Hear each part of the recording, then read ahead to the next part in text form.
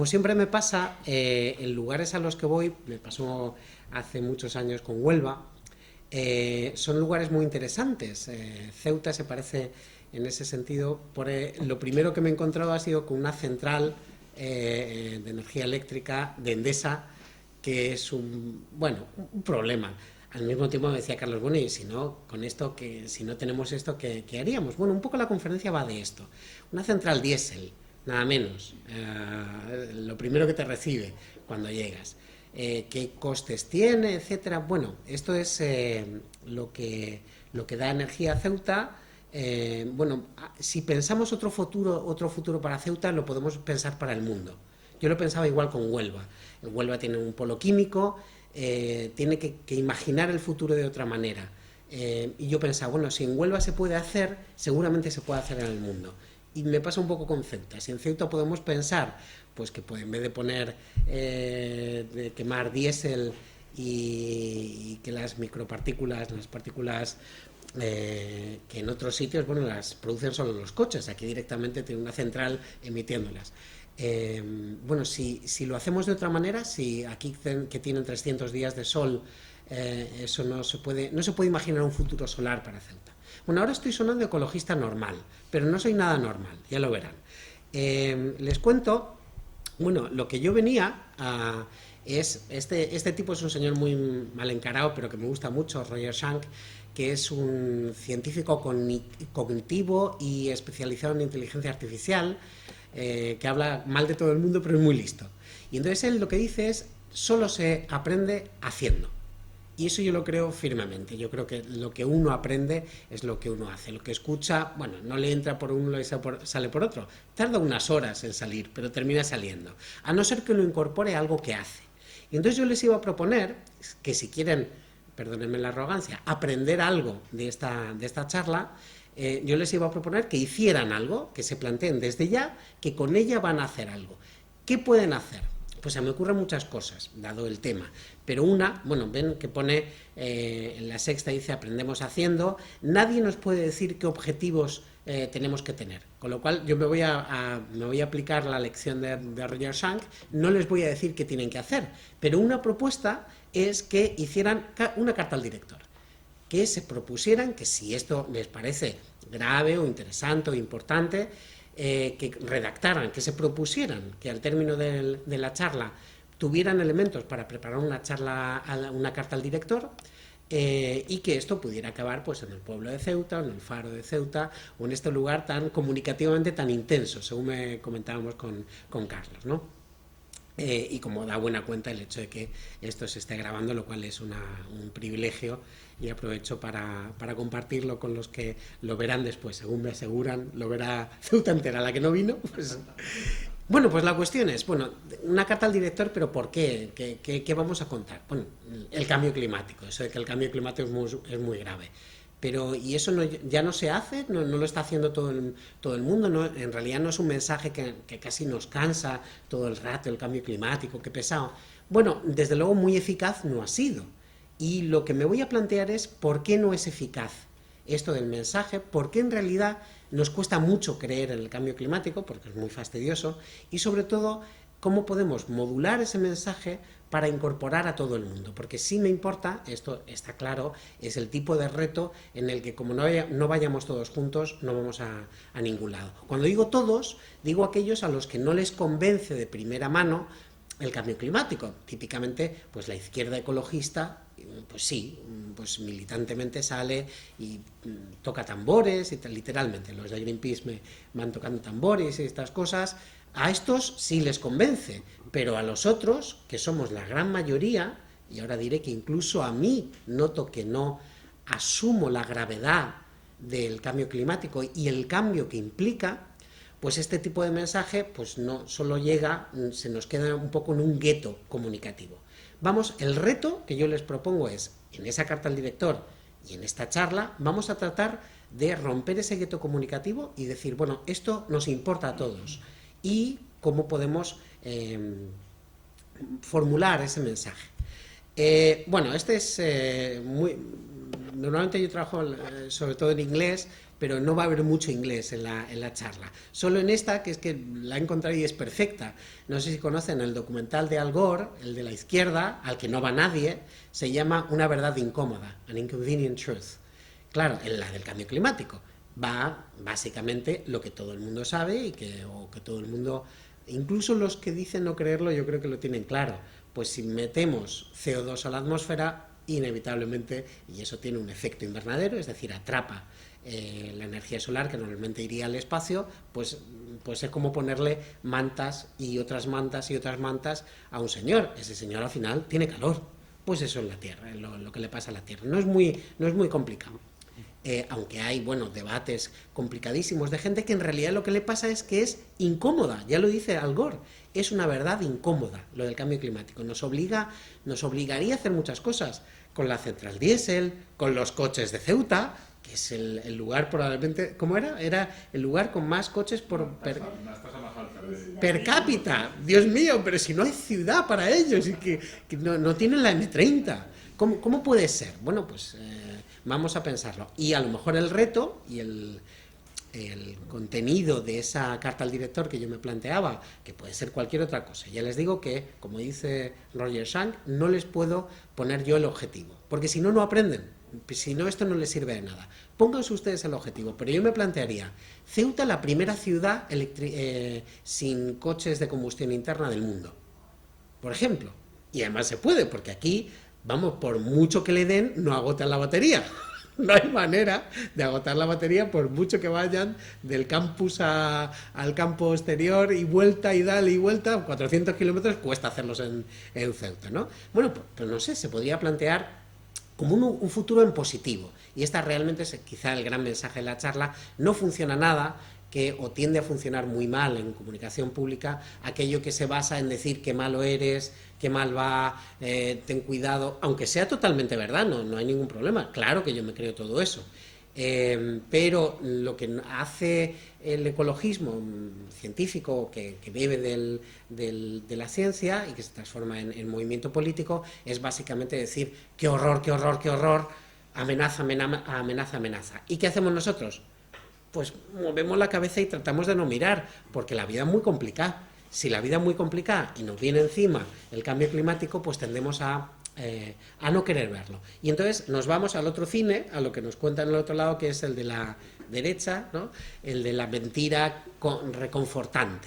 Bueno, no hay cambio climático, qué bien me encuentro, me he librado de una buena, ¿no? Y eso lo hace el cerebro casi, de hecho, preconscientemente o inconscientemente. Uno tiende por toda una serie de sesgos cognitivos que conocemos bien, por ejemplo, el sesgo de confirmación, nos lleva a buscar la información que nos confirma en aquello que pensamos y sobre todo que queremos que sea verdad. Por ejemplo, hoy ustedes heladitas aquí de frío y tal, decirles calentamiento global parece una broma, claro, pero es que eso es hoy. El problema es la tendencia. Y luego veremos una manera de contar esta tendencia y ver cómo funciona esa relación entre tiempo atmosférico de corto plazo y el clima, que es de largo ciclo. Vamos a ver cómo contarlo mejor. La historia tiene que ver más que con convencerles de algo, una verdad científica o que todo el mundo... Primero, que yo no estoy capacitado para defender, yo no soy físico, no estoy especializado en esto, pero sí me interesa y tengo algo más de legitimidad para hablar de comunicación pública y de cultura, de las culturas de mensajes que van asociadas. Bueno, pues en este sentido voy a intentar convencerles de que tenemos que formular de una determinada manera el mensaje sobre el cambio climático de manera que nos unifique a todos, que nos haga ir de la mano, incluso aquellos que son un poquito, bueno, que no llevan rastas y que no llevan camisetas verdes y que son, bueno, más normalitos y, bueno, ¿cómo les convencemos? No les convencemos de la verdad de la cosa, sino cómo les movilizamos, hacia dónde vamos. Vamos a hablar de ello. Bueno, mi gran mensaje es... Bueno, pues igual hay que cambiar la historia que contamos. Los humanos, sobre todo, somos gente que entiende historias. Los números los entendemos regulín, los datos los entendemos regulín, pero las historias las entendemos fenomenal. Bueno, mi historia es: vamos a salir de la crisis de empleo en la que estamos, en particular los jóvenes, desde hace mucho tiempo y que no va a hacer sino agravarse, seguramente. A medio y largo plazo, la automatización nos lleva, por ejemplo, a que posiblemente haya menos empleos disponibles, no más. Por mucho, esto es una onda corta, por mucho que a Rajoy le fastidie esto, pues me temo que va a haber muchas cuestiones de fondo que no van a llevarnos al pleno empleo.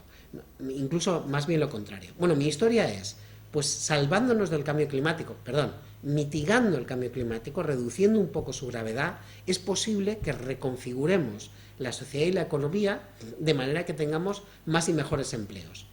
Como historia es más bonita, espero. En vez de muerte, destrucción, tal. Bueno, pero ¿hacia dónde corremos? Vale, me has convencido de que hay que correr. ¿Pero qué hago? ¿Me compro una metralleta? No, vamos a poner más cara la gasolina, de manera que Ceuta pase a ser, pero mucho, vamos a poner muy cara la gasolina, de tal manera que los que tienen un coche de gasolina piensan, pues igual va a ir que irse pensando pasar a la motocicleta eléctrica o a la bici eléctrica o algo. En Ceuta desde luego tendría mucho más sentido. Pero sobre todo vamos a ver qué tipo de trabajos, de empleos se pueden generar por esta otra vía, ¿no? Bueno, ¿cómo no voy a hablar de Trump? Esto es un poco lo contrario. Todo lo que les estoy contando, pues la historia contraria es la que contaría Trump, que sobre esto del cambio climático pues se ha distinguido por ser eso que llaman un escéptico, que básicamente es un señor muy desinformado que no le encaja, le viene mal. Yo diría que el mensaje de la charla es que esto del cambio climático pues me viene mal. Si yo soy un billonario con B de barbaridad que lo que quiere es que no haya ese tipo de restricciones al crecimiento urbano, a que haya mucha construcción y tal, que es de lo que ha vivido este hombre, pues le viene mal el cambio climático. Es una cosa que fastidia, pues a ver entonces, ¿qué hace? Pues pone tweets de estos de los que dicen cada uno de los accidentes meteorológicos por esos falseadores, eso el hoaxster, eso lo que quiere es justificar impuestos más altos. Para eso ni se lo creen ellos, dice este. Bueno, y el típico, al final no he cambiado lo de manufacturera. Quieren hacer en la industria norteamericana menos competitiva los chinos, que por cierto los chinos han contestado y han dicho no, es que no le hacemos ni caso a este señor es muy tonto. Tiene cierto mérito que los chinos lideren por delante de ti la lucha contra el cambio climático, porque tienen un verdadero problema, son un gran problema, por ejemplo, por el peso enorme que tiene el carbón, pero el año pasado, por ejemplo, añadieron, los más megavatios de energía solar en el planeta, pues lo añadió China. Y China cuando se pone una cosa, la verdad es que impresiona. Entonces, lo que van a hacer es que van a ser líderes en energías renovables. Los chinos, sorpréndanse, evidentemente no lo van a ser los americanos. Yo ya echo de menos a Obama, me imagino que a alguno le pasará, aunque tampoco es que sea el niño Jesús, pero claro, a estas alturas uno se da cuenta de que, virgencita, tendríamos que habernos quedado como estábamos, ¿no? A mí me da la sensación, y estas son imágenes relacionadas con el cambio climático, el famoso Acuerdo de París en la anterior, porque a mí me parece que lo que ha pasado es que es como si hubiéramos puesto a un niño a conducir el mundo. El niño es Trump, claro, y ahí se le ve que es un niño pequeño, y el tipo de reacciones que tiene a mí me llevan a pensar que nos dirige el camión en el que vamos todos subidos, o el autobús al que vamos todos subidos, lo dirige un niño irresponsable, fastidioso, emocionalmente, más o menos tendrá 3 años o 4 este chico. Bueno, ¿qué sucede? Bueno, vamos a despejar primero, por quitarlo de la charla, la parte de ¿hay cambio climático? ¿Existe? Eso a estas alturas yo creo que tiene relativamente poco sentido planteárselo, pero el sentido que tiene es psicológico. Vuelvo a decir, es que me viene mal, por lo tanto no me lo creo. O por lo tanto busco aquellas fuentes de información, ni siquiera información, seguramente aquellos mensajes que me dicen que no hay cambio climático, porque me viene mal. Ese es el sesgo. Bueno, para curarse de esto es bastante sencillo. Se va uno a este señor, por ejemplo, que no es un gran experto, simplemente ha reunido 2 PowerPoints o 2 PDFs en su web, este senador independiente. Entonces pasa lo que llamaba Robert Putnam, pasaba lo que llama el test de impacto intraocular, que es que te da en medio de la frente. O sea, está clarísimo. Tú miras cuánto CO2 hay en la atmósfera, y entonces eso es datos que a partir de las microburbujitas que se quedan atrapadas en el hielo, cuánto ha ido variando, pues desde 800.000 años, hace 800.000 años, y uno va viendo que aquello va variando, y resulta que en los últimos años, pues aquello va flechado para arriba. ¿Y quién medía en menos 800 años? ¿Quién lo medía? Claro, hace menos 800.000 años. Menos Y eso tiene ¿Y uno... ¿Quién medía el CO2 entonces? Pues desde luego los dinosaurios, bueno, no había dinosaurios, los megaterios no estaban poniendo eso. ¿Qué hacemos para saber qué contenido, para estimar, no saber, estimar más o menos cuál es el contenido de CO2 en la atmósfera en un momento dado? Por ejemplo, podemos hacer extraer un cilindro de hielo fósil, un hielo que lleva ahí 800.000 años, y miramos a ver qué hay dentro del hielo, porque cuando se formó, entre los cristales de hielo quedan atrapados un cierto contenido en gas, y entonces ahí hay una muestra de la atmósfera que, como se ha ido apilando hielo encima, no se ha tocado. Entonces tenemos ahí ese registro fósil. ¿Cuánto CO2 hay? Pues esto. Y entonces podemos medir cuánto CO2 hay. Ahora hay más que nunca. Como ven, esto está en la misma escala, y de hecho ya hemos pasado. El contenido en CO2 ha ido incrementando más o menos en tres partes cada año, va acelerado. Entonces lo que vemos es que cada vez hay más CO2. Esto ya son registros históricos medidos con normal, no con el hielo. ¿Y eso qué tiene que ver con la temperatura? Pues como ven la correlación, ahí lo que se ve es cada una de esas líneas azules y rojas son la temperatura, la roja, y el dióxido de carbono, la azul. Y como ven, van pegaditas. Un poquito después, lo que vemos es que después de que haya un incremento de dióxido de carbono, inmediatamente hay un incremento en temperatura. La correlación es casi perfecta, con un cierto lag, con un cierto desplazamiento, porque tarda un poquito el sistema en ponerse a calentarse, pero lo que me importa que vean es, ¿qué podemos esperar a partir de aquí? Que cuanto más CO2 haya, más temperatura hay. Por lo que les decía antes, el CO2 es como ponerle una manta al planeta. Pues si cada año le ponemos una manta, primero ligerita, luego otra, pues cuando lleva 50 mantas ligeritas, aquello es peor que una manta pesada. Pues eso es lo que estamos haciendo con la atmósfera. Y claro, pues eso ha pasado, que estos son los 10 años más cálidos registrados, y van 2014, 2015 y me temo que 2016. Y los anteriores no eran 1960, 1890, no, están todos pegados, 2010, 2013, 2005, 2009, en blanco y en botella. Estamos calentando el planeta. Realmente hace falta querer mirar hacia otro lado. Cuidado, este grado y medio no significa que esa sea la temperatura normal. Ahora veremos que tiene que ver como cuando uno pasea a un perro, pues el perro se va yendo a un lado, se va yendo a otro, pero más o menos te acompaña. La tendencia es hacia dónde va el señor, el dueño del perro. El perro puede estar en un momento dado, puede estar más frío o más caliente, el perro es la temperatura. Pero al final, si el señor va a casa, el perro va a casa. Y aquí es el perro, el señor, el dueño del perro, es la tendencia de incremento de temperatura. Estamos en un niño, el fenómeno del niño que ustedes conocen en el Océano Pacífico, como hay un montón de subfenómenos implicados, pero básicamente consiste, pues esto que está pasando en Perú, las grandes inundaciones, etcétera. Pues este fenómeno cíclico estamos en uno especialmente fuerte, pero aunque no fuera así, seguirían siendo los años más cálidos de la historia. Eso sin niño. Claro que el niño, la interacción entre calentamiento climático y el niño y el fenómeno del niño es brutal. Eso sí que es jugar a los dados. Esto es quizá el gran mensaje, que a lo que estamos jugando es con algo muy peligroso, y esto como darle una pistola a un niño. Dice, ala, vamos a ver si nos cargamos el planeta, el cambio, el clima estable que nos ha permitido tener una civilización razonablemente válida, ¿no? Que se puede más o menos sostener porque sabes que, bueno, no vas a quedarte sin cosechas en 10 años. Pues esa estabilidad la estamos poniendo en juego irresponsablemente. Y esto es como decir, imagínense, bueno, y si no es verdad, bueno, pues esto es como si metiéramos una bala, cogemos el revólver, le damos la vuelta y dice, igual no me mata.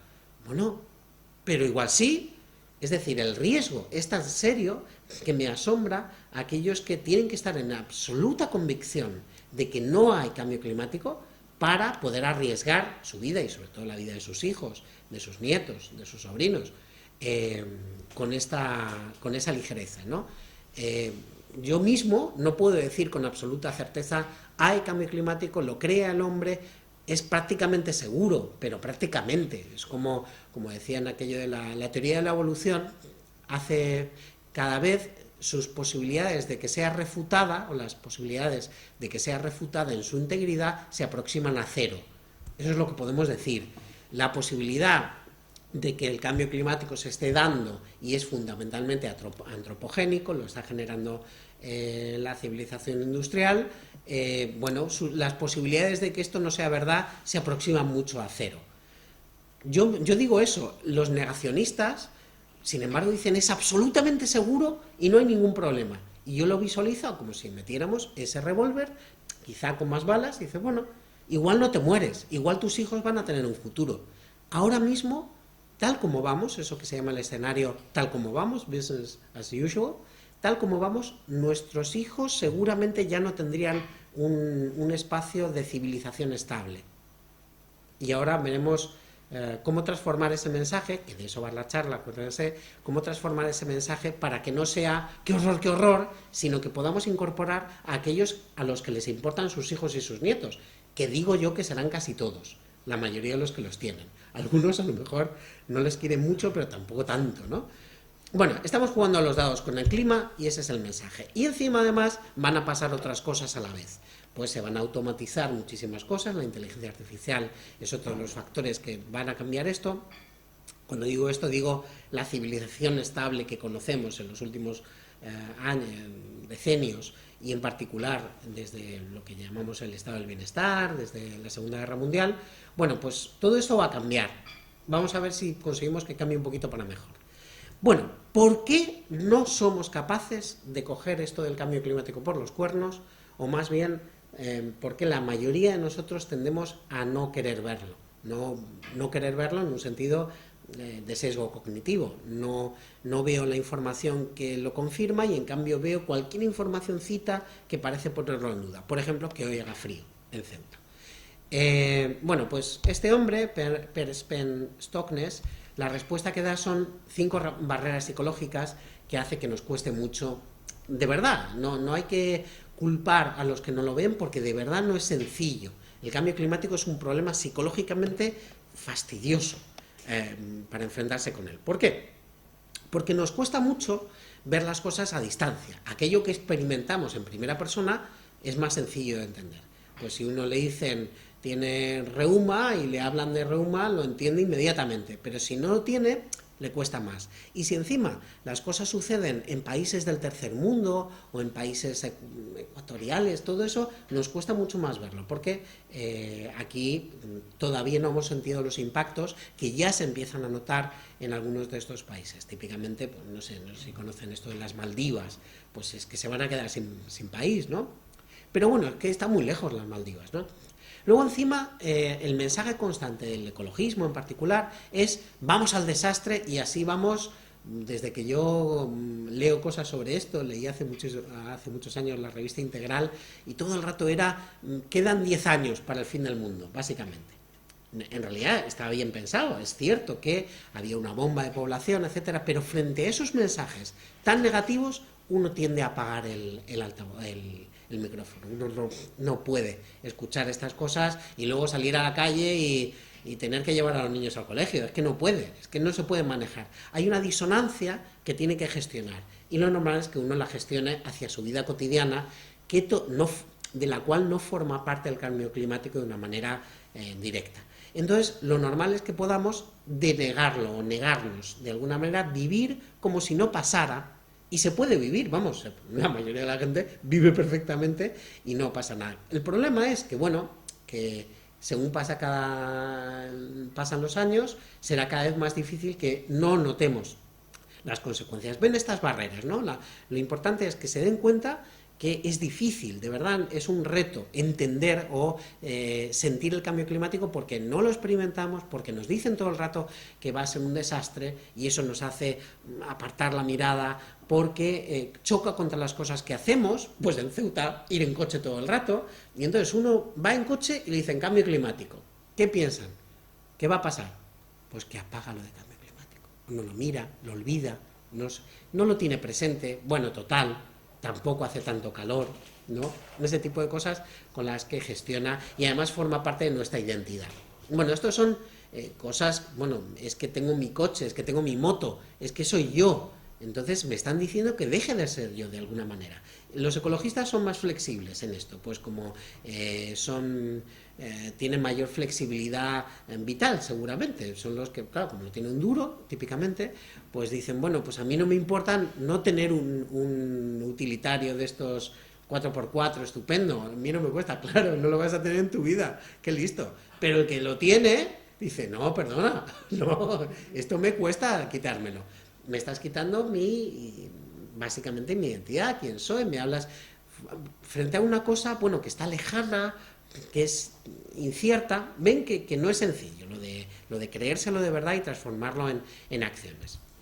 Entonces, otra manera de verlo, ¿qué tipo de amenazas, si el cambio climático es la amenaza que es, esto que quede claro que no me lo crea, estoy pensando ¿por qué puede pasar que estemos programados o cableados, dice mucho en inglés, o wired, para no responder a la amenaza del cambio climático?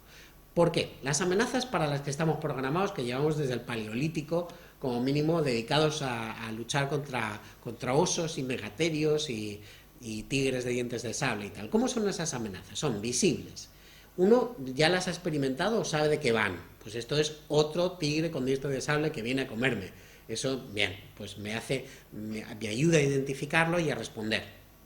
Está ahí, el tigre está ahí, me está saltando, coge una lanza que me come.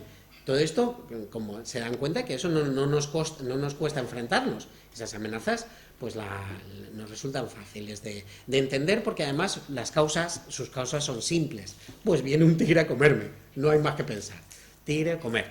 Y típicamente además las causa otro elemento, otra cosa, si es un hombre de otra tribu, si es una mujer, si es una persona es de otra tribu, típicamente hemos aprendido a verlo como otro tipo de ser vivo, es otro, un otro me ataca de una manera fácilmente identificable y me va a hacer un daño, claro, el tigre con dientes de sable me va a comer, ahora, ¿ven? Este es el prototipo de amenaza al que respondemos bien. Pues el cambio climático, bueno, y por ejemplo, si lo traducimos a tiempos actuales, yo diría que esto es el equivalente. Esto es una amenaza directa de un otro, me temo, de un otro, una amenaza con causas simples, que me va a hacer daño y sé cómo me va a hacer daño. ¿Se dan cuenta? Y a esto, madre mía, cómo respondemos. Incluso políticamente. La amenaza, gran parte de lo que está pasando en el mundo hoy, con el mundo del Brexit y Trump, etcétera, tiene mucho que ver con cómo respondemos a estas amenazas mucho más directas, causas simples, etcétera. El cambio climático es justo lo contrario, es invisible, nunca ha pasado, sucede, bueno, pasará en 10 años, 20 años, 30 años, es el resultado de muchas causas y encima complejas. Lo causamos todos. No es otro que viene por mí, sino que yo mismo soy. Y además el impacto es, no sé, pues no sé. Sé que va a pasar algo, pero no sé de qué está hecho eso. ¿Cómo respondo ya a esa amenaza? Ténganle piedad a la gente que le dice yo eso del cambio climático no me lo creo. Y piensen, si fuera un tigre con dientes de sable lo entenderías, pero justo es lo contrario. A ver cómo ayudamos a que entienda que la amenaza existe, que es así de grave, etcétera, sabiendo que estas son las dificultades. ¿Se dan cuenta de podría dejar aquí la charla, este es el gran argumento, pues a partir de ahí tenemos que repensar los mensajes, etcétera. Pero como me han traído de muy lejos y han venido hasta aquí, pues yo les cuento más cosas y luego ya veremos. Luego, ¿cómo se traduce esto en prioridades políticas? El gran problema que tenemos es cómo traducir el largo plazo al corto plazo de la política. La política es, si ya estábamos hablando antes, inmediatamente nos ha salido la desconfianza que tenemos hacia lo político. De acuerdo, los españoles nos distinguimos por esa desconfianza, pero es el único modo que tenemos para regularnos, para construir un mundo común. Mal, seguramente, pero ¿y qué hace el político? El político lee en la población sus prioridades, sus intereses, de qué es lo que le importa, de qué picojea. Bueno, pues vamos a ver si el cambio climático está entre nuestros intereses. Entonces, por hacerme más internacional, cogí una encuesta que incluía las visiones de los niños y de los jóvenes en Gran Bretaña. Y entonces seleccioné qué es lo que decían los jóvenes y decían los 10 problemas más graves. Sigan conmigo. Coste de la vida. Si quieren, lo podrían vivir aquí en Ceuta o en cualquier otro sitio. Estamos igual en todas partes. Coste de la vida, vivienda asequible, el paro. En Ceuta y en España es el primer problema más grave para todos es el paro, en especial entre los jóvenes. Pero bueno, cambiando mutatis mutandi, creo que se dicen los finos, cambiando un poco las prioridades, son las mismas. Y yo no veo el cambio climático. Que no, pero en España igual. En España me parece que está por debajo del 3% en el mejor de los casos y dentro de los problemas medioambientales, ¿no? Entonces, a ver, los políticos podemos esperar muchas cosas de ellos, pero que sean especialmente que tengan una mirada hacia el futuro y tal, es un poco justo lo contrario, ¿no? No, pues si nosotros no les estamos mandando señales como ciudadanos de que esto es lo que nos importa, ¿cómo van ellos a hacer el tipo de transformaciones radicales? Bastante hacen, ¿saben lo que le digo? Bastante hacen, por el Acuerdo de París, etcétera. Bueno, se reúnen, hacen acuerdos, luego no hacen mucho, pero realmente es que tienen muy poca demanda ciudadana al respecto. Y esto hay que asumirlo, ¿no? Bueno, esto es otra manera de volver a contar barreras psicológicas, esto que Gifford lo llama los 7 dragones de la inacción.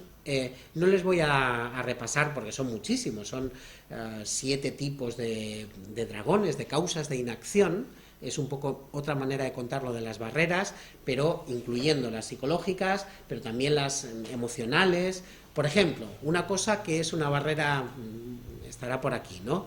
El sesgo de optimismo, bueno, tampoco va a ir tan mal, alguien nos salvará, nos salvará o un poder sobrehumano o, en su defecto, la tecnología.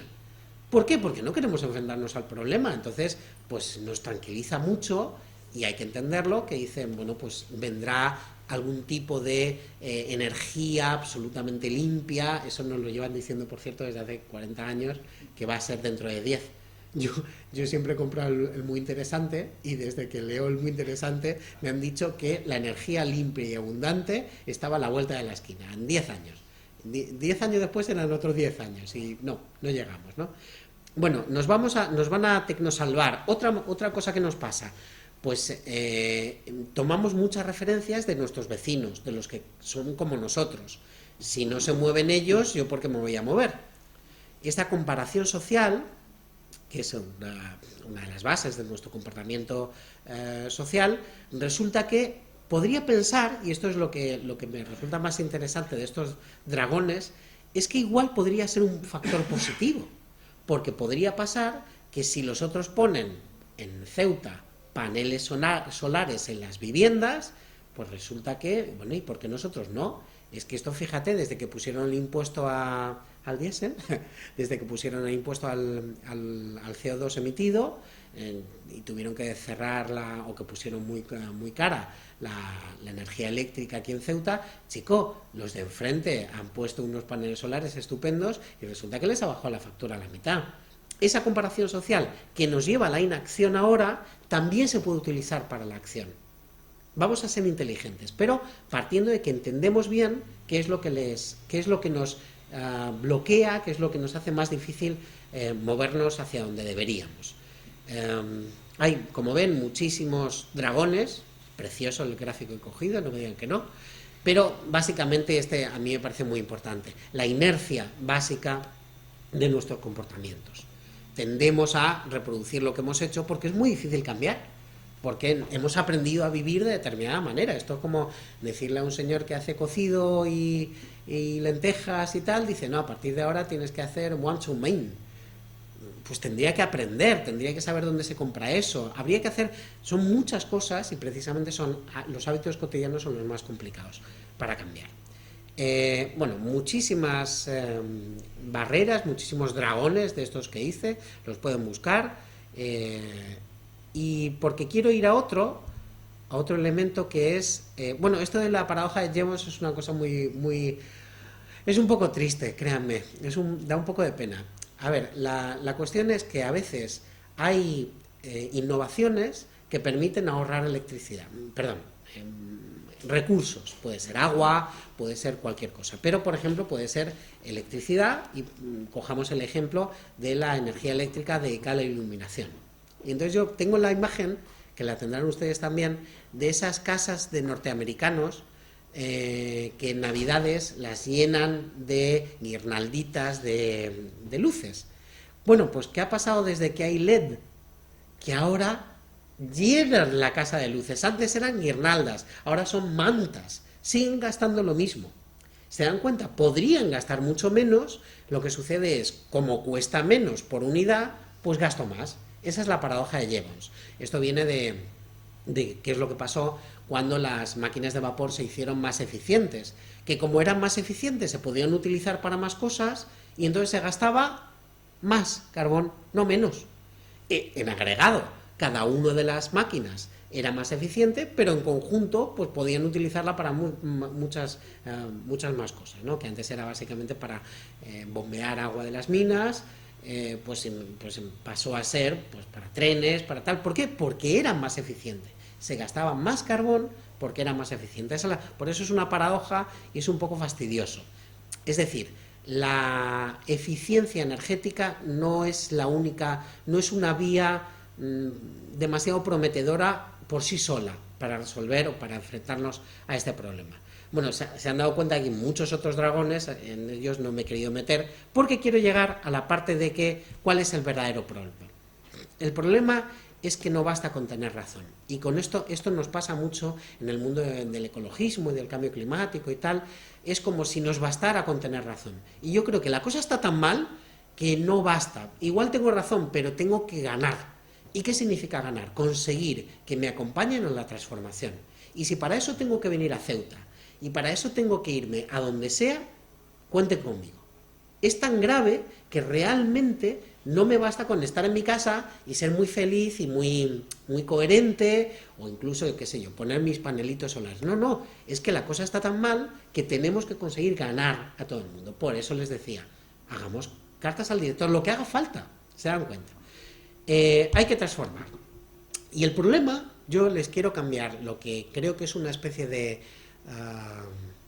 no sé cómo decirlo, de atolladero, que nos hace sentir bien, pero que no es productivo, que es creer que el problema es convencer a los negacionistas o escépticos, etc. Yo sinceramente creo que no. Creo que realmente a muchos de ellos no hay manera de convencerlos, porque no les ibas a convencer, por muchos de esos dragones que hay por en medio, y por otro, bueno, pues no siempre has tenido que convencer a todo el mundo para cambiar las cosas. Pues seguramente cuando, qué sé yo, cuando uno quiso que hubiera pensiones, pues no esperó que todo el mundo estuviera, lo que hizo fue movilizarse, transformar y crear el estado del bienestar. Muchas veces él lucha con otros, ¿sí? Entonces el problema no es convencerles a ellos, yo creo que el problema es convencernos a nosotros de la gravedad del problema, de lo profundo que es. Y entonces, ¿qué sucede? Que actuamos como si no supiéramos cómo funcionan los problemas, cómo viven socialmente los problemas y cómo pasan a lo que llaman los politólogos la agenda. Esto de la agenda, casi literalmente, bueno, ¿qué hay hoy para hacer? Pues hoy hay y cambio climático, o las consecuencias, lo que tendría que cambiarse para enfrentarse al cambio climático. ¿Cómo pasa eso? Entonces yo digo con Brancusi, digo esto de lo difícil es ponerse en disposición de hacer las cosas, no hacerlas. por eso, cuando ven a tanta gente que habla de cambio climático, como yo, pero no hace nada, ni siquiera una cartita al director, es que es muy difícil ponerse en disposición de hacer las cosas. Vamos a pensar, por ejemplo, cómo funciona la opinión pública y por qué me parece un lugar en el que se puede impulsar mucho este tema, ¿no? Con esto cojo a George Marshall, que tiene un libro de esos que es estupendo, pero que no se conoce porque el tema no está ahogado, que es Ni siquiera pienses sobre ello, sobre el cambio climático. Y fíjense, el subtítulo es ¿por qué nuestros cerebros están cableados para ignorar el cambio climático? Hay como unos cuantos autores de los que yo naturalmente cojo estas ideas, ¿no? ¿Y qué nos dice? Nos dice lo siguiente, que los hechos no bastan. En el debate del cambio climático, típicamente, no, usted no se ha mirado la gráfica de temperatura, y el otro no le convence eso. Bueno, pues aprendamos que con los hechos no vale. ¿Qué necesitamos? ¿Expertos que nos avalen? Pues a veces los expertos resulta que nos generan rechazo. Ya está listo que todo lo sabe. No nos gustan, sobre todo cuando nos dicen cosas que nos fastidian. ¿Y qué tenemos que hacer? Tenemos que contar una historia. ¿Qué historia? Pues que hasta ahora hemos vivido en un mundo que íbamos llenando, pero que básicamente estaba vacío. El mundo estaba vacío, uno iba por el mundo y pues había continentes vacíos, y lo fue llenando la humanidad despacito, tardó unos miles de años en llenar la cosa, pero ya lo hemos llenado, ya está, estamos en un mundo lleno. Tenemos que aprender a vivir en un mundo lleno. ¿Qué significa vivir en un mundo lleno? Pues por ejemplo, que en vez de construir casas, tenemos que rehabilitar casas. La historia tiene sentido, ¿no? Pues esa es la historia que yo quiero contar. Además, lo voy a contar con las casas y la rehabilitación y los empleos que podemos generar. Por eso, porque hay que identificar mensajes de esperanza. No basta con decir, es muy grave todo, es muy horrible y la vida va a ser muy mala. Hombre, yo, sinceramente, no me da la vida para esto. Al final dice uno, dime algo bonito, dime algo que me haga sentir que en esto, bueno, voy a poder seguir teniendo un futuro para mí, para mis hijos. Bueno, sí, pues por ejemplo necesitamos todos esos arquitectos. En España hay un porrón de arquitectos, hay como 80.000, cada año salen más. Tenemos una de las ratios de arquitecto por habitante más alta del mundo. Pues yo lo que digo es, claro, para hacer las casas como se hacen ahora, hacen falta pocos arquitectos, a lo mejor algún albañil más, pero arquitectos muy pocos. Pero para rehabilitar las casas una por una, nuestros edificios, y hacerlos sostenibles, para hacerlos energéticamente eficientes, nos hacen falta todos los arquitectos. Es un mensaje más esperanzador, por lo menos para los arquitectos, ¿no les parece? Y si además nos ahorramos parte de la factura de la luz, pues no está mal, y de la calefacción, etcétera. Y lo que les decía, me parece muy importante que no queramos ganar la conversación, decir al otro que es tonto, sino conseguir convertirla en aliado, quizá modulando nuestro mensaje. Para eso necesitamos entrar en conversación con gente que no es como nosotros, y eso nos cuesta bastante, y tenemos que conseguir que este asunto esté en el debate. Por eso les animo, por ejemplo, a que esto, que es muy poquita cosa, tenga la capacidad de expansión pública que se puede hacer, pues, qué sé yo, pues si me graban en televisión, pues fenomenal, esto ya es un aumento de impacto clarísimo. Pero si ustedes escriben una carta al director y luego sus amigos otro y terminan hablando con ellos y les van, pues es así como se incrementa el espacio, el impacto, ¿no? En la espiral de silencio, que es lo que hay que conseguir luchar contra ello, es un concepto que a mí me resulta bastante válido para que recordemos lo difícil que es mantener un problema en el espacio público. No sé qué tal voy de ahora. ¿Qué tal? 15 minutos más o así. Vale. ¿Qué es esto de la espiral del silencio? Nos explica por qué es tan difícil hacer que el cambio climático esté en el espacio público, que hablemos de ello. ¿Cómo sucede? No sé si se ve, me imagino que sí. Aquí se ve muy pequeñito, pero ahí me imagino se ve más grande. La espiral consiste más o menos en lo siguiente. Cuando uno dice, oye, que esto del cambio climático es muy grave, muy serio y tal, y uno se siente en minoría, no le apetece contar, no le apetece levantar la voz. Mira a ver quién le hace caso y no le hace caso a nadie. no sé, nadie le apoya, y entonces ya la siguiente vez lo dice más bajito. Y encima si dice algo, le pegan caña, sobre todo pues, en Estados Unidos, típicamente, cuando se dan cuenta. Entonces, los de la minoría se ven en minoría, los de la mayoría ven a los de la minoría como minoría, y entonces cada vez más se va apagando. Esa es la espiral de silencio, ¿no? Cuando uno, en cambio, se siente que forma parte de la mayoría, pues, oye, esto es importante y vamos a moverlo y tal. ¿Quién transforma esto? Seguramente la opinión dominante en los medios. Y en los medios, buscar cambio climático o gente que opine sobre cambio climático, aunque sea para mal, es difícil. Yo creo que se habla de caballas, digo del partido político, de Podemos, caballas, PPs, de eso se pueden hinchar, pero de cosas así como, qué sé yo, relativamente importantes, como si mis hijos van a tener un planeta y tal, de eso se habla muy poquito. Bueno, pues se producen espirales de silencio. Los medios van haciéndonos sentir que si eso me preocupa, pues que yo soy una minoría de los que se preocupan por eso, y entonces, no sé, me da como una timidez pública, se dan cuenta, ¿no? Como ciudadanos. Bueno, pues hay que conseguir que romper esas espirales de silencio. Regreso a las cartas al director, aunque parezca muy poca cosa. Claro, sucede, es verdad que hay cambio climático, que hay espiral de silencio. Pues fíjense que un 24% de la gente dice que no habla nunca de cambio climático, nunca. Hombre, de verdad que es como para hacérselo mirar, porque es como la historia del milenio. O sea, realmente nunca hemos hecho algo. De alguna manera es algo como paradójicamente una gran obra humana. Cambiar un clima no está mal. Hace falta narices para cambiar un clima. Bueno, pues no, un cuarto de la población nunca habla de ello. Una vez al año o menos, un 11%, una vez al año, varias veces al año, pero poquitas. Y entonces no está seguro, me encanta, eso no habla nunca tampoco. Una vez al menos a la semana, un 5%. ¿Ven la espiral de silencio? Y seguramente estos, ¿con quién hablan? Con los que son como ellos. Y entonces la espiral se queda contenida en un espacio del que no sale, son guetos comunicativos, ¿no?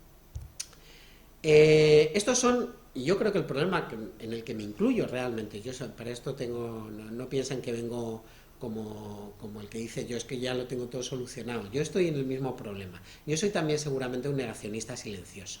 ¿Qué quiere decir esto? Esto lo cuenta un informe de la Royal Society of Arts, de este tipo que era ajedrecista, gran maestro y no sé qué, Jonathan Rowson, que es tan listo que también se dedica a estas cosas, cuando deja el ajedrez, pues se dedica a hacer cosas de cambio climático. Entonces, una de las cosas que dice es, bueno, tenemos que conseguir superar los problemas que nos genera la manera en la que pensamos, hablamos y actuamos. Necesitamos una nueva manera de pensar, hablar y actuar sobre cambio climático. Por ejemplo, vayamos a fíjense en lo de la democracia. ¿Qué trampa? La trampa es, bueno, esto es una cosa del gobierno. ¿Y qué dice el gobierno? ¿Se acuerdan de las prioridades? El gobierno dice, esto no es una prioridad de la gente, yo no hago nada. Sí, me voy a meter a perder con lo que llaman ahora los analistas capital político. Voy a perder capital político yo en algo que menos del 3% de la población dice que es importante. No, yo me dedico a mis temas, como mucho, al paro, tal, si se dedican, sé que se dedican. Pero se dan cuenta que la trampa es, como ciudadanos, que tiene que hacerlo el gobierno, y el gobierno, oye, me tiene que mandar una señal de que esto le importa a la ciudadanía. Y estamos atrapados ahí. ¿Se dan cuenta? Tenemos que cambiar esta manera de pensar públicamente sobre el cambio climático. Voy a saltarme varias de estas porque tengo una cosa que quería enseñarles y no les quiero aburrir. Bueno, esto es más o menos como está distribuida la población. Los descreídos, en Gran Bretaña al menos, son como un quinto de la población. Solo, yo diría solo. Y piensan que estos son los que es que les viene tan mal lo del cambio climático que no va a haber manera de convencerlos. Pero lo peor, el gran problema, son los indiferentes, los de en medio. Y entonces ese 64% de la población es el que genera espirales de silencio, es el que hace, bueno, que no sea un tema del que se hable mucho, bueno, es que no queremos, no estoy en contra de ello, pero... ¿Y por qué? Pues mire, porque yo acepto la realidad del cambio climático, y que lo causa la humanidad, pero no me hace sentir intranquilo, no es una cosa que me preocupa pues las notas de mis hijos, o si tienen vivienda, o si voy a tener que comer la semana que viene, pero eso no me hace sentir intranquilo. Pero sobre todo no veo que pueda hacer yo. No hay nada que pueda hacer personalmente, eso lo llama Rawson el negacionismo práctico, el negacionismo silencioso práctico. No es, fíjense, no es que no se lo crean, se lo creen. Bueno, dicen que se lo creen, sí, bueno, sí, pero ¿y yo qué voy a hacer? ¿Y yo qué voy a hacer? Y aquí regresamos, ya saben, carta al director. Bueno, no, seguramente esto les parecerá poca cosa. Bueno, una carta al director, bueno, pues eso es mucho, porque si escriben una carta al director, ustedes, los poquitos que hay aquí, esto les garantizo que en una semana termina siendo un problema público del que oye, ¿te has fijado? Cada vez hay más gente que habla de esto. Y el que se había quedado silenciado porque se sentía en minoría, deja de sentirse en minoría. Empieza a tener un poco de sentido todo lo que he dicho, ¿no? Pero que va conectando. Bueno, regresamos a esto de qué es lo que nos preocupa, pues como era Aznar, aquel de no sé qué, paro, corrupción. Los temas que están constantemente en la agenda pública, en realidad el que más está es fútbol, pero bueno, el cambio climático está muy chiquitito, pero durante mucho tiempo ha sido terrorismo, y ahora vuelve a estarlo con el terrorismo yihadista y tal. El cambio climático está muy pequeñita en la conversación pública. Este es el equivalente a lo que veíamos antes. ¿Qué temas nos preocupan? La sanidad, la educación, la delincuencia, el medio ambiente, un 3%. Y para abajo. Y la última encuesta del CIS que vi, me parece que estaban 0,3. Bueno, entonces, ¿cómo cambiamos las cosas? Tenemos que convencer no a ese chico que abraza árboles, sino a estos que van con la corbata. Y esto reconocerán que es más complicado. ¿Cómo hacemos? Bueno, pues tenemos guías de psicólogos sociales dedicados al cambio climático, y con esto voy a ir acabando. ¿Cómo lo tenemos que hacer? No podemos hablar de los números, como si el problema fuera de números. No, es un problema de qué es lo que me importa. ¿A ti te importa que tu hijo pueda tener un espacio en el que ser feliz? Ya no te digo tener un trabajo, sino existir. ¿Eso te importa? A ver quién te dice que no. De pronto, frente a lo de, a ver, es que fíjate que tu hijo va a vivir en un planeta con 500 partes por millón de CO2 y tal. Esto te ha dejado de escuchar hace mucho tiempo. ¿Qué dices? Yo no soy un científico, yo no me dedico a estas cosas. No, perdona, por lo que nos dicen los científicos, y yo no soy un científico, pero les creo, vamos, les escucho. Lo mismo que cuando dicen, tiene usted un brazo roto, no digo, es mentira, y sigo andando. No, me creo esas cosas, o me hacen una radioterapia, o todo el rato estamos utilizando la ciencia y la tecnología. ¿Por qué para el cambio climático? Para esto no, porque me viene mal. Bueno, pues hay que decirle, mira, te puede venir mal, pero desde mis valores, que no sé si compartes, y esto es importante, hay que encontrar un espacio común. ¿Usted tiene nietos? Puede tenerlos. ¿Usted quiere verlos? ¿Se los imagina en 2050? Tendrán, ahora estamos en el 23, son 27 años. Es que un niño de ahora, mi hijo que tiene 11 años, tendrá 38. Y en el 2050 ya esto se ha desbocado y no sabemos en qué planeta va a vivir. No sabemos si va a ser un planeta de gente con machete matándose entre sí o un planeta vivible. Yo creo que podemos intentar hacerlo del planeta vivible, ¿no? ¿Es un valor que compartimos? Yo creo que sí, me puedo arriesgar a ello. Con el centro derecha, que es un espacio político y comunicativo muy importante para mí, porque me parece que son los más a los que podemos acercarnos más, digo desde la izquierda ecologista, si yo me pudiera colocar en ello, ¿no? Pero bueno, el mensaje clásicamente ha sido de izquierda ecologista y ha despreciado las demás posiciones. Estoy hablando de política y les puede resultar raro, pero es que es así, es que son miradas sobre el mundo, ¿no? Maneras de... Entonces, ¿desde qué posición, qué tipo de mensaje le tengo que dar a alguien típicamente de centro derecha para decir, ayúdame a mejorar la eficiencia energética de las viviendas en Ceuta? Y que hagamos un programa de rehabilitación energética que las haga mucho más eficientes y que nos haga a medio o largo plazo poder dejar de tener la central diésel ahí. Claro, si yo le digo, el mundo se va a acabar y tal, no me escucha, pero si le digo, bueno, esto es un desperdicio, estamos quemando diésel. No puede ser más evidente el desperdicio, cuando nos está dando el sol todo el rato. Vamos a poner una placa y que eso se transforme en electricidad. Y eso seguramente esté más cercano a sus valores y nos ayude, o por lo menos no se oponga, a que se creen medidas de ese tipo.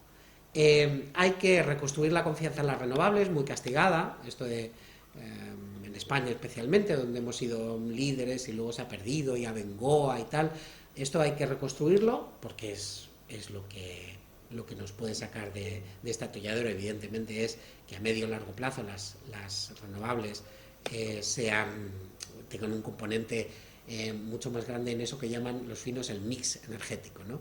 Pues seguramente haya que hacer gas natural por en medio y quizá incluso nuclear, hay quien dice, incluso gente ecologista, pero las renovables son a medio y largo plazo la vía, ¿no? Hay que conseguir que los comunicadores, eso que llaman los expertos en comunicación, comunicadores, que no sean, gente con rastas y tal, con las que no se identifica la gente a la que queremos convencer. O sea, en esto hay que ser muy, muy puñetero y muy listo. Y decir, bueno, si a ti te va a convencer mejor un tío con corbata, pues tengo que poner a un tío con corbata que hable en tu lenguaje. Y me parece que la cosa es tan importante, como les decía, yo no quiero tener razón, yo quiero ganar, quiero transformar esta economía para que sea mejor para todos y de paso para el planeta. Estos planes que les contaba de instalaciones solares comunitarias, aprovechar un tejado, de nuevo volvemos a lo de no desperdiciemos eso, tenemos un tejado en un sitio donde no llueve prácticamente nunca, ¿por qué no ponemos una placa solar, no? Que bueno, se ha medio hecho con esto de los cambios en la normativa de vivienda, que tardaron muchísimo, nos pillaron justo cuando ya se había deshinchado la burbuja inmobiliaria, con lo cual ha sido un horror porque hemos construido millones de viviendas en condiciones con una normativa mucho peor que la del Código Técnico de la Edificación, que tampoco es glorioso, pero bueno, por lo menos les obliga a tener algún tipo de instalación solar y algunos aislamientos mínimos, pero bueno, eso es una vía, ¿no?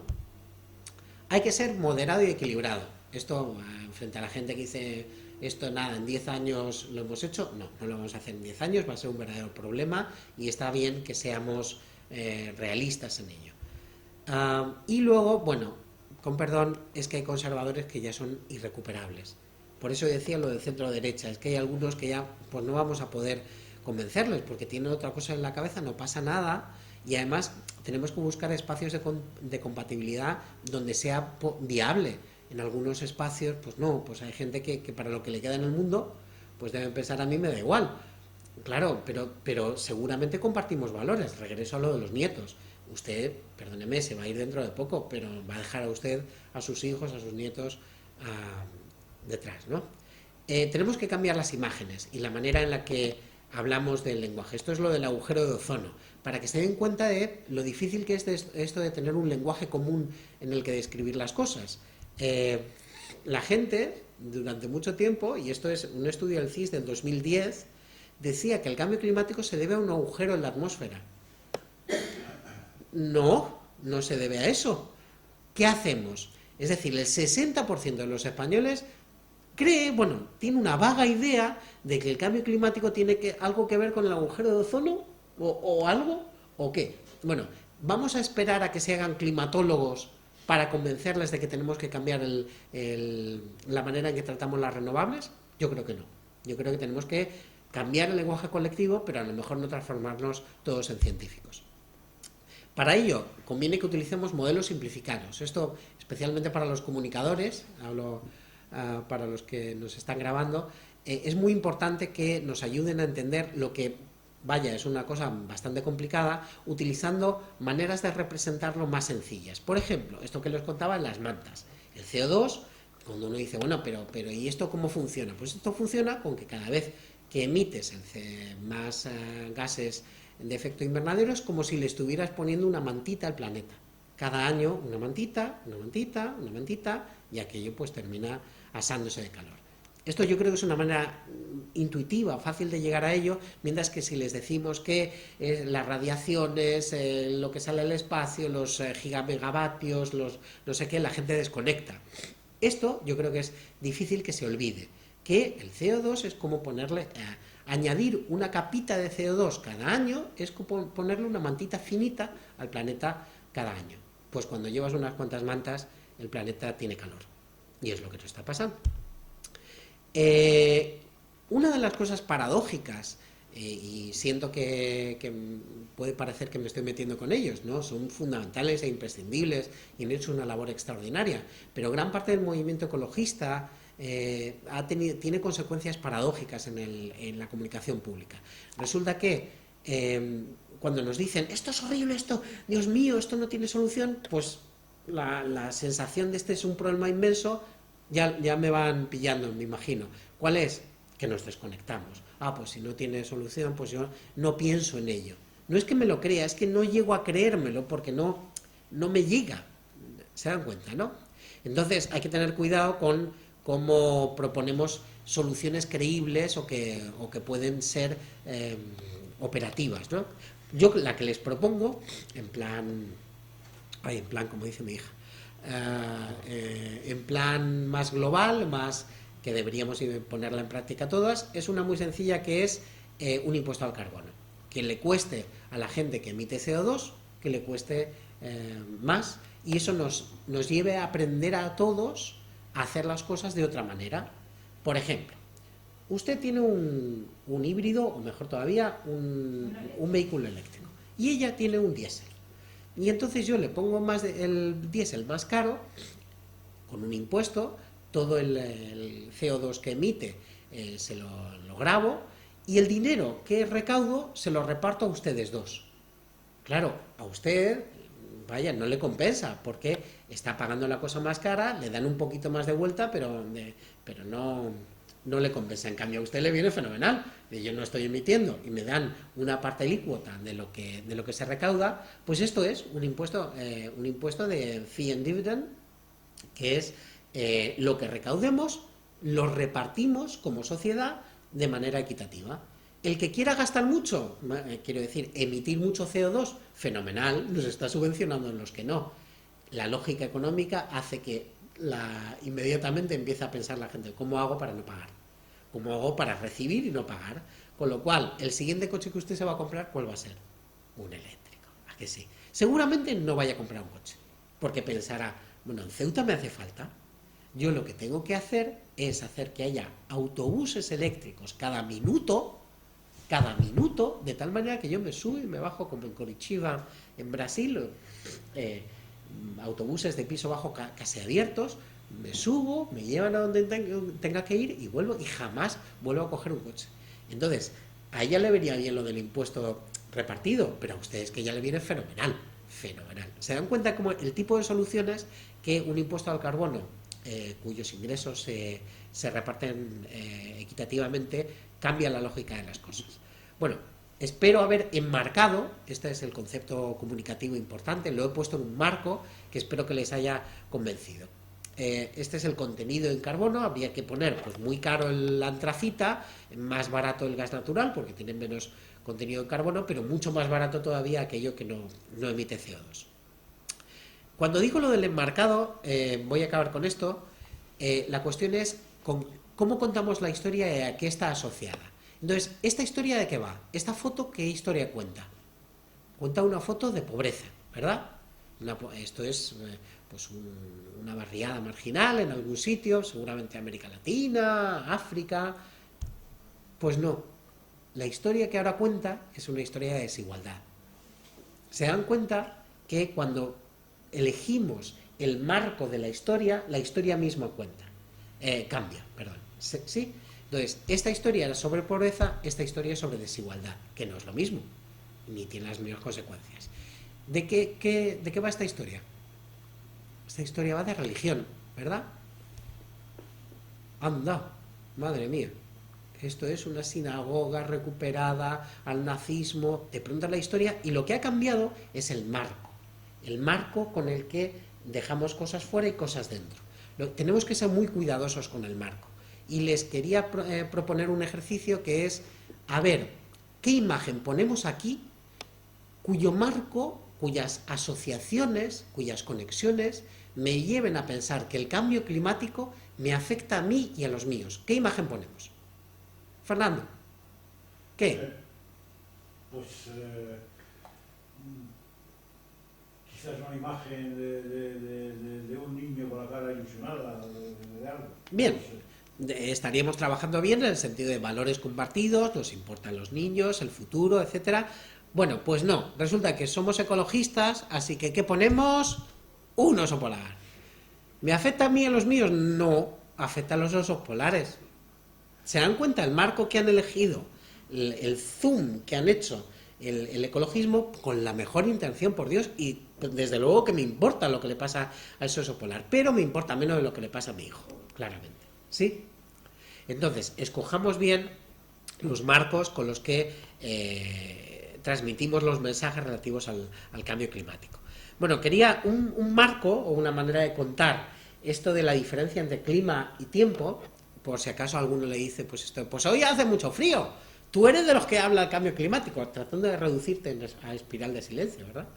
Te dice, pues tú, mucho cambio climático, pues ahí hace un frío que pela. ¿Cómo te explicas tú eso? Entonces les contaba que eso es como decir, no sabemos hacia dónde va a ir el perro. Sí lo sabemos.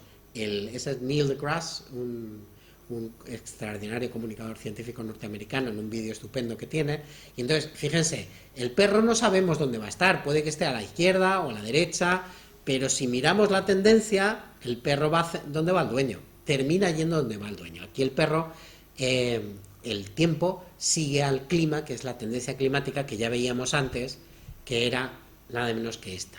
Estos son las superficies medias globales entre enero y junio hasta el año pasado. Y como ven, el perro está yendo donde va su dueño, y su dueño es el efecto invernadero del CO2 acumulado. Sí, pasa eso del test intraocular que les decía, les golpea en los ojos, está claro, ¿no? Ya estamos por encima de un grado de lo que se medía en la última parte del siglo XIX. ¿Qué hemos estado contando? Ya acabo muy rápidamente. Lo que les hemos estado contando a la gente es, bueno, para ser ecologista y ayudar en esto, lo que hay que hacer es, pues, separar para reciclar, todo, se dan cuenta, reducir el consumo, cosas individuales, cosas pequeñitas, y con eso, y de hecho se utilizaba, fíjense, aquella campaña en la que se gastó tantísimo dinero el IDAE, apagar las luces, que no está mal, apagar las luces, no digo yo que haya que dejarlas encendidas, pero estos comunicadores que tanto nos cuestan, David Villa y Cazorla y tal, esta gente, el mensaje que nos transmitía era un mensaje muy chiquitito, muy pequeño. Apaga las luces. ¿Por qué no los utilizamos para hacer que emitan mensajes verdaderamente transformadores? Por ejemplo, pues sale David Villa o sale Iniesta, por ejemplo, yo creo que sería un extraordinario comunicador en este sentido, porque se le ve un tío razonable, sensato, modesto, y entonces dice, yo en mi casa, pues se saben cómo habla Iniesta, ¿no? En mi casa yo tengo placas solares y pago la mitad. Sí, pues, y además, ahora que ha entrado el nuevo impuesto al carbono, pues imagínense, usted va a pagar y encima me llevo el dividendo, me llevo la parte de esta que reparte el gobierno. Y al día siguiente llamas, ¿qué dices? No esperas al día siguiente, sacas el móvil, dices, llamo al instalador de placas solares o convenza a la comunidad de vecinos para que pongamos placas solares, etcétera. O creamos un fondo de empleo verde. ¿Se dan cuenta? De nuevo estoy tratando de contar una historia más optimista y que tiene un mayor componente de esperanza de la de nos vamos al carajo y esto va muy mal, ¿no? Que es verdad, además. Por ejemplo, otra posibilidad, ¿por qué no pasamos de un mercado que crea viviendas nuevas, sobre todo, a un mercado que sobre todo rehabilita viviendas antiguas y las hace mejores, más grandes, más vivibles y más eficientes? Entonces, esto lo ha trabajado, por ejemplo, Albert Cuchy, especialmente en el grupo del capítulo español me parece que se llama Sustainable Green Building Council, el Consejo de Construcción Verde Mundial, pues tiene su capítulo español. Y entonces yo de esta tabla que dice, bueno, un escenario en el que nos ponemos a rehabilitar energéticamente, no solo energéticamente, una rehabilitación integral que nos haga más vivible en las casas de muchas maneras, pero por ahora nos vamos a fijar en la energía. Nos dice cuánta energía ahorramos, cuántas viviendas rehabilitadas. Bueno, ¿saben con lo que yo me quedo de esta tabla? ¿Ven lo del final? Empleos creados, 140.000. Yo quiero eso. Yo quiero que se ponga en práctica este programa de rehabilitación en 140.000 empleos, con lo que hacen falta, por Dios. ¿Se dan cuenta? No les digo salven a los osos polares. No uso ese marco, porque con ese marco no les convenzo. Y sobre todo no les convence, que a ustedes quizás sí, pero al que no vino, a ese no le convences. Pero ¿y si creamos 140.000 empleos? ¿Qué creen? ¿Les van a hacer más caso? Pues eso. Este tipo de empleos, además, empleos de calidad, empleos que no solo tienen que ver con los que construyen, sino con los que diseñan. Entonces, yo, buscando ese tipo de mensajes, y ya de verdad que esto es el final, soy muy pesado, buscando ese tipo de mensajes que nos hagan, que sean mensajes comunes, que apelen se acuerdan, ¿no?, de todo lo que apelen a valores comunes, que encuentren un espacio común desde el que podamos trabajar. Yo pensaba que yo creo que el que realmente hay que trabajar es la incertidumbre de lo que va a ser el futuro de nuestros hijos. Fíjense que yo no les digo un escenario catastrófico, no les digo que tienen que transmitir que es que van a andar en taparrabos y va a estar matándose a lanzadas. Ya decía aquello de cómo era Einstein, ¿no? Decía que la Tercera Guerra Mundial no sabía cómo iba a ser, pero que la cuarta iba a ser a pedradas, ¿no? Pues yo lo que les transmitiría es que un mensaje en el que nos podemos encontrar con todos es: usted quiere para sus hijos y nietos un futuro previsible, un futuro razonablemente estable, ¿verdad? En el que, por ejemplo, uno pueda decir: ¿y usted qué vas a estudiar, hijo mío? ¿Tú qué vas a estudiar? Y dice el niño, va a decir algo y dice: no digas nada, porque igual no tienes planeta, ¿para qué vas a estudiar? Entonces, el mismo esfuerzo que le ponemos en pensar, en hacer más previsible, más predecible cómo va a ser el futuro, las rentas, el empleo que va a tener nuestro hijo a 20, 30 años vista, y entonces le mandamos al mejor colegio que podemos y le ayudamos y nos fijamos en las notas y no sé qué, y le mandamos a la universidad, a lo mejor que podemos, a la mejor universidad que podemos, etcétera.